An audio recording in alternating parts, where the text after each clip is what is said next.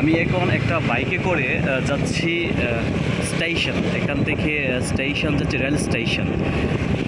আমি বাইক ভাড়া করার পিছনে কারণ হচ্ছে বাইকে গেলে যে বাইরের যে ভিউটা এটা খুব চমৎকার দেখা যায়। দেখেন তো ইন্দোনেশিয়া কি গরিব মনে হয়? আমাদের চেয়ে ওনারা অনেক এগিয়ে। দেশ হিসেবে ইন্দোনেশিয়ান মানুষগুলো অনেক ফ্রেন্ডলি, অনেক উন্নত। কোনো অংশেই মনে হবে না যে বাংলাদেশ, ইন্ডিয়া, পাকিস্তান, নেপাল ওই দেশগুলোর সাথে তুলনা করা মানে বোকামি ছাড়া আর কিছুই না। ইন্দোনেশিয়ার রাস্তাঘাট, গাড়ি, ডালা, যে বিল্ডিংগুলো আছে, যে ওনাদের যে চমৎকার চমৎকার সব বিল্ডিংগুলো আছে, তো এই হচ্ছে অবস্থা।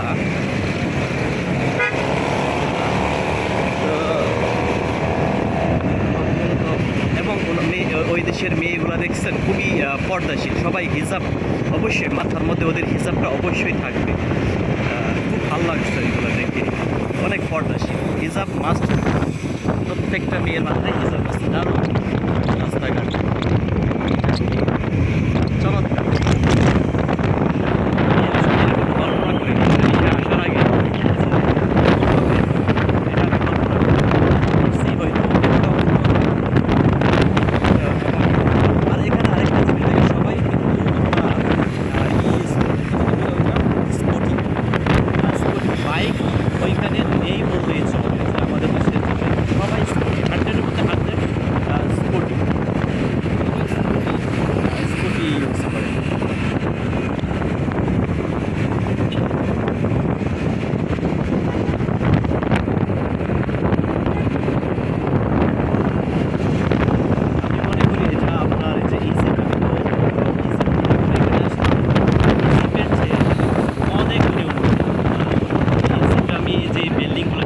সবগুলো অনেক পুরাতন,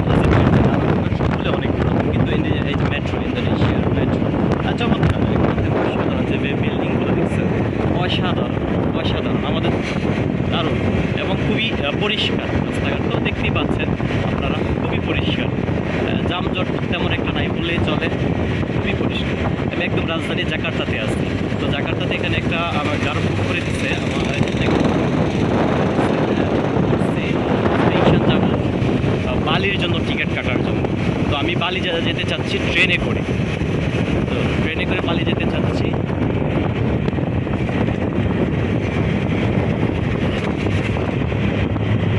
চমৎকার সব বিল্ডিং।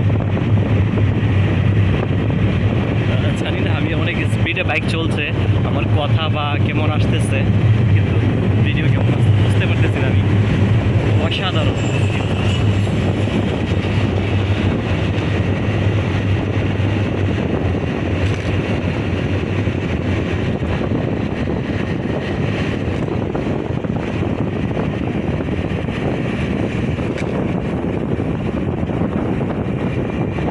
অসাধারণ, চকচকে, একদম চকচকে একটা শহর। এবং সবচেয়ে বড় কথা হচ্ছে মানুষগুলো অনেক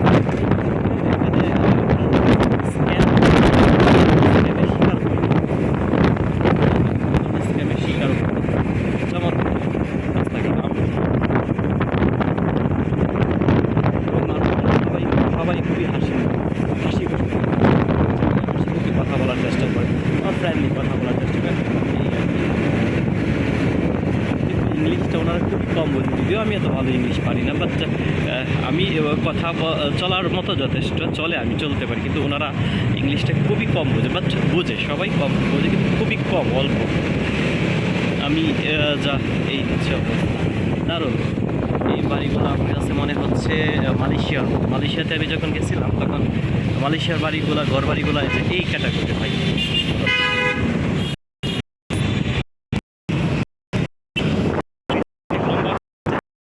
লাগে যেটা তারা নিচ্ছে ওইটার হচ্ছে এটা আসছে 17,000 rupee. 17,000 rupee is like Bangladesh টাকায় যদি বলি 150 টাকা, 150 টাকার মতো আসছে আমার ভাড়া। তো ওটা কিলোমিটার আমাকে দেখাইছে 5 কিলোমিটার। তো সিটিতে 5 কিলোমিটার ভাড়া 150 টাকা হলে মনে হয় না খুব একটা। দেখেন শুধু স্কুটি আর স্কুটি, এটাকে স্কুটির শহর বলা চলে। যেটা বলছিলাম, 150 টাকায় যদি 5 কিলোমিটার একদম সিটির ভিতরে, জাকার্তা সিটির ভিতরে, একেবারে বেশি না, একেবারে বেশি না। আমার চোখে এখন পর্যন্ত কোনো ধরনের বাইক পড়েনি, শুধু স্কুটি, শত শত হাজার হাজার স্কুটি।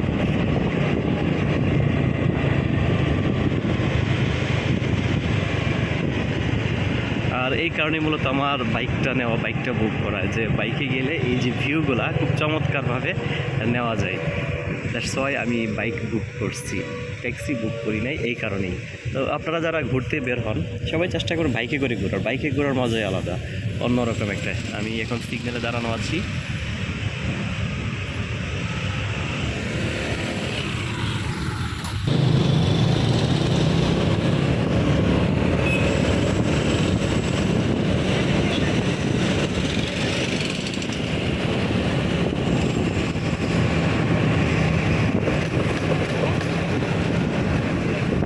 মানুষগুলো সবাই খুবই হাসিমুখী, ওরা হেসে কথা বলে। আমার যে জিনিসটা খুবই ভালো লাগছে। আমি তো মোটামুটি অনেকগুলো দেশই ঘুরলাম, অনেক জায়গায় অনেক স্ক্যামের শিকার হয়েছি। চাইনাতে হয়েছি, ইজিপ্টে হয়েছি, হ্যাঁ, ইভেন মালয়েশিয়াতে হয়েছি। বাট ইন্দোনেশিয়াতে যদিও আজকে আমার প্রথম দিন, আমি এখনও কোনো ধরনের স্ক্যাম পাইনি। আমি বিশেষ করে চাইনার স্ক্যাম আর ইজিপ্টের স্ক্যাম সম্পর্কে আপনাদেরকে বিস্তারিত বলবো ইনশাআল্লাহ। ওরা তো ইংলিশ বোঝে না, একেবারে খুবই কম। রাস্তায় কনস্ট্রাকশনের কাজ চলছে। আবার একটা সিগন্যালে বললাম। স্কুটির রাজধানী, আসলে স্কুটির রাজধানী, সবাই স্কুটিটা খুবই পছন্দ, মানে পছন্দ বলতে গেলে এখানে জাতীয় বাহন বলা চলে স্কুটি। প্রত্যেকের তো অবশ্যই স্কুটি আছে, এবং রাস্তায় যখন ট্রাফিক অথবা কোনো জ্যামের মধ্যে পড়ে তখন হাজার হাজার স্কুটি, অথবা পার্কিং অবস্থায়, পার্কিং স্লটেও হাজার হাজার স্কুটি পার্ক অবস্থায় দেখতে পাবেন। ভালো, জানি না কেন ওনারা স্কুটিটা ইউজ পছন্দ, তাই খুবই ভালো। তো আমার কাছে শহরটা খুবই ভালো লাগছে, এবং দেখার মতো এক কথায় অসাধারণ।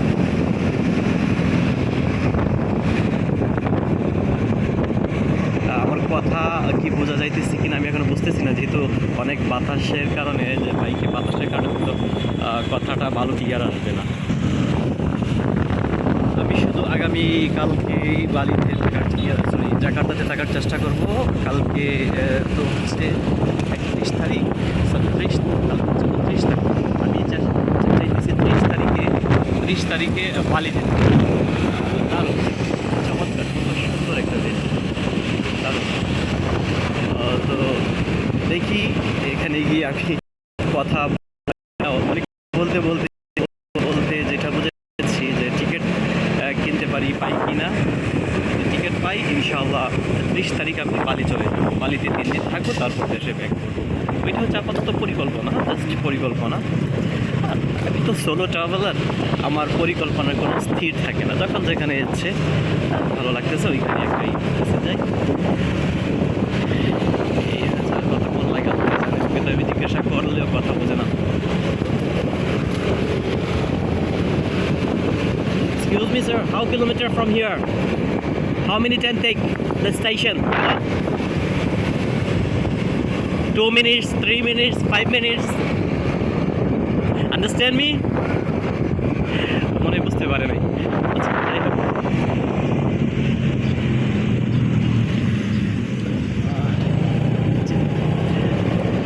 ইন্দোনেশিয়াকে আমরা অনেকেই গরিব ভাবি, যে ইন্দোনেশিয়া অনেক গরিব দেশ। যারা ভাবে তারা কতটুকু জানে ইন্দোনেশিয়া সম্পর্কে, বা তারা আসছে কিনা, না এসে ধারণা করাটা উচিত কিনা, আসলে প্রত্যেকের একটা ব্যক্তিগত অভিমত। এখন তো আপনারা হয়তো যারা দেখতেছেন ভিডিওর মাধ্যমে তো বুঝতেই পারতেছেন, ওনারা আমাদের চেয়ে বা এশিয়ান অনেক কান্ট্রির চেয়ে অনেক ডেভেলপ, রাস্তাঘাট থেকে শুরু করে এভরিথিং, দেখেন এভরিথিং, শুধু স্কুটি আর স্কুটি, অনেক ডেভেলপ। আচ্ছা, আপনারা কি রাস্তাটা ফলো করছেন যে কোথাও ময়লার স্তূপ কিছুই নাই?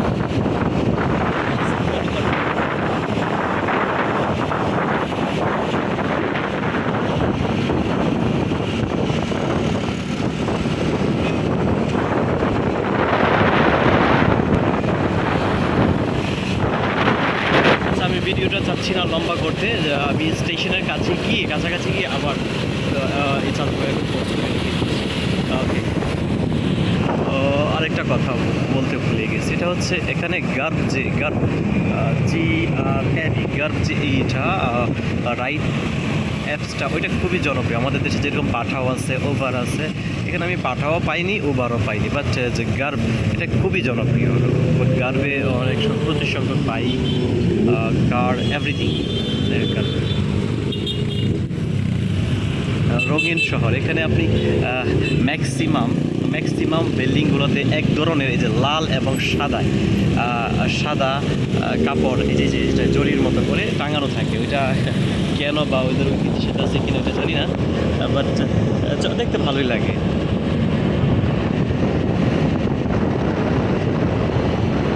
মনে হয় আমরা খুব কাছাকাছি চলে এসেছি।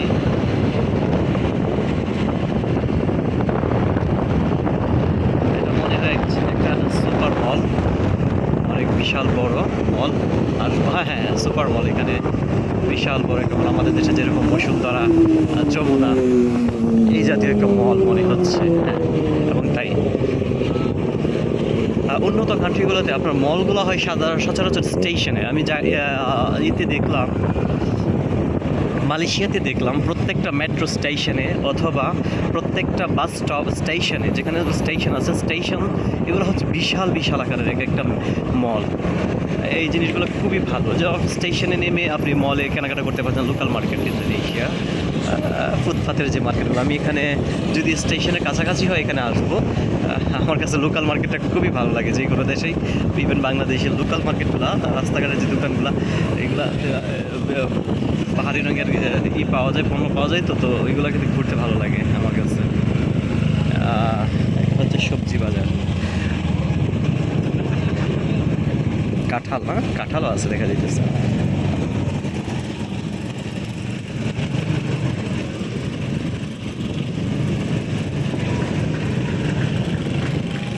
মানে অনেক দূরে এইসব করছে, অনেক ইয়ে দেখতেছে। আমি আসলে এই গার্বটা আমাকে, যে আমি যে হোটেলে খাওয়া দাওয়া করছি ওনাদের মাধ্যমে বুক করাইছি। এখন ওনারা কতটুকু আমার কথা বুঝতে পারছে ওটা আল্লাহই জানে। এখানে গিয়ে পৌঁছার পরে বুঝতে পারবো আমি যে আমি কোথায় আসলাম। ওই প্রথম ইউটার্ন নিল, মনে হয় চলে এসেছি, খুবই কাছে চলে এসেছি। ইউটার্ন নিচ্ছে, এই যে দেখেন এই কাপড়গুলোর কথাই বলছিলাম, ওনারা কাপড়গুলো ইউজ করে, একটা কাপড় জড়িয়ে যেটার মতো টাঙানো থাকে।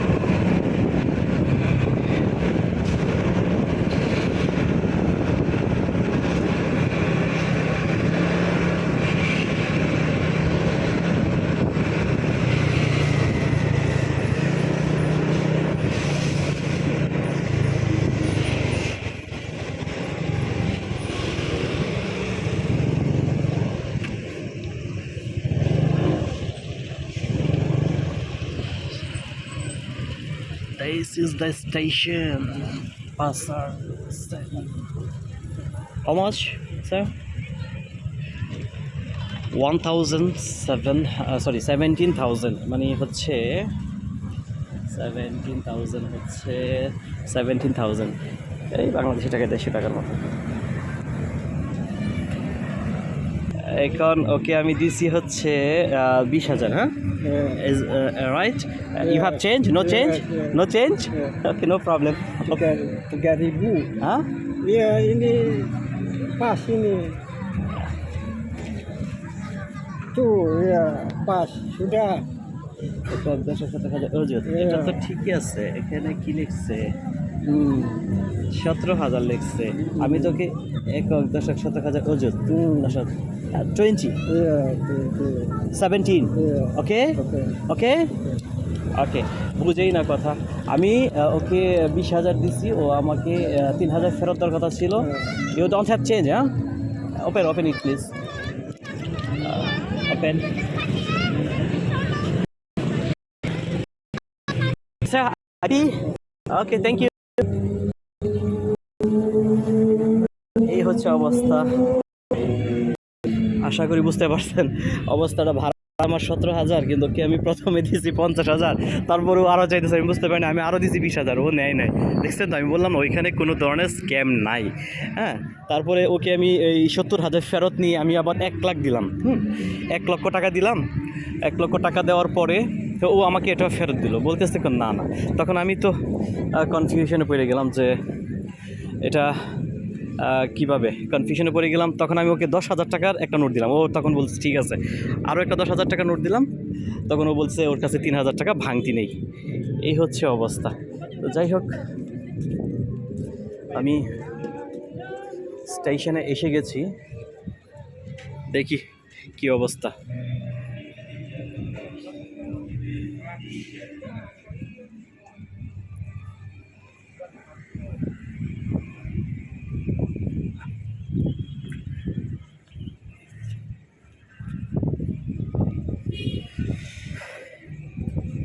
বিশ হাজার।